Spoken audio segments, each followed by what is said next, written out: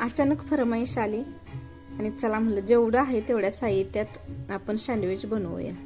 तर चला बघूया, ही मी एकदम सोप्या पद्धतीने घरात असलेल्या फक्त वस्तूंपासून मी आज सँडविच बनवलं। तर बघा, ह्यासाठी हे लागणार मी साहित्य घेतले, ब्रेड, काकडी, कांदा, टोमॅटो, तूप आणि सॉस। आणि हे माझ्या मैत्रिणीने मला बर्थडेला दिलेले हे सँडविच मेकर खूप छान आहे। तर मला कायम हे उपयोगाला येतं, तिची आठवण म्हणून खरंच खूप छान अशी माझी भेट आहे मला दिलेली। तर चला आपण पहिल्यांदा ब्रेडला तूप लावून घेणार आहे। तर एकदम व्यवस्थित सगळीकडे तूप पसरून घ्यायचं आहे।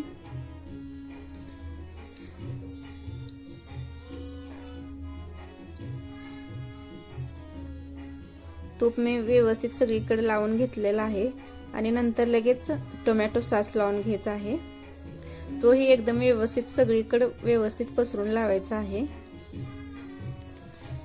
मुलं स्कूलमधून आले की अचानक काही मागतील आणि काही नाही, हे खरंच सांगता येत नाही। त्यामुळे त्यांना स्कूलमधून आल्यामुळे थोडी त्यांची ही फरमाईश पूर्ण करावीच लागते।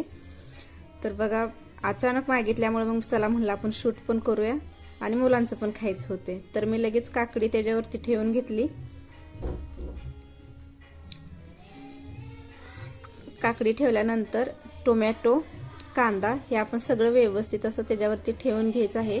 अगदी सोप्या पद्धतीने जे घरात अवेलेबल आहे तेवढ्याच, फक्त सॉसचा प्रमाण मी जास्त ठेवलेलं आहे। जर सँडविचमध्ये सॉस जास्त प्रमाणात असेल ना तर सँडविच खूप छान लागते। तुम्ही ह्यामध्ये बीटचा किस हे करून व्यवस्थित वरती टाकू शकता, त्याने खूप छान फ्लेवर येते। किंवा उकडलेलं बटाटाही ह्याच्यात आपण वापरू शकतो। नंतर आपण वरून जे ब्रेड लावणार आहे त्यालाही थोडंसं तूप आणि सॉस लावून घ्यायचं आहे आणि ते आता वरती व्यवस्थित असं झाकून घ्यायचं आहे। आणि आपण आता हे सँडविच मेकरला लावणार आहे। सँडविच मेकरला लावताना पण आपण खाली थोडं तूप किंवा तेल लावून घ्यायचं आहे सँडविच मेकरला। त्यामुळे खाली असं म्हणजे काय आपले सँडविच व्यवस्थित खालून पण व्यवस्थित भाजून निघतं। त्यामुळे मी खाली थोडं तूप असं लावून घेतलेलं आहे।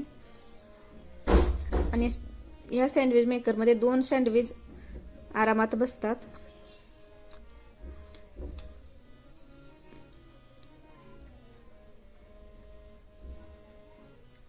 तर बघा, लगेच आपण हे बटन चालू करून आपण लगेच सँडविच मेकरला हे सँडविच लावून घेतलेलं आहे। तर बघू, 1 ते 2 मिनिटात यामध्ये हे सँडविच तयार होते।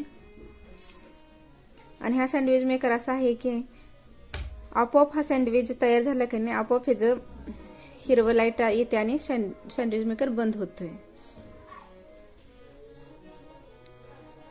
तर बघू आपला सँडविच कसा तयार झाला आहे। तुम्ही कोणत्या पद्धतीने बनवता सँडविच तेही मला कमेंट करून नक्की सांगा। तुमची पद्धत कशी आहे तेही सांगा।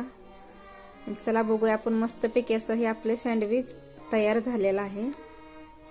कधीतरी मुलांना देण्यासाठी हे चांगलंच आहे, पण घरी बनवून दिलं तर अतिउत्तम।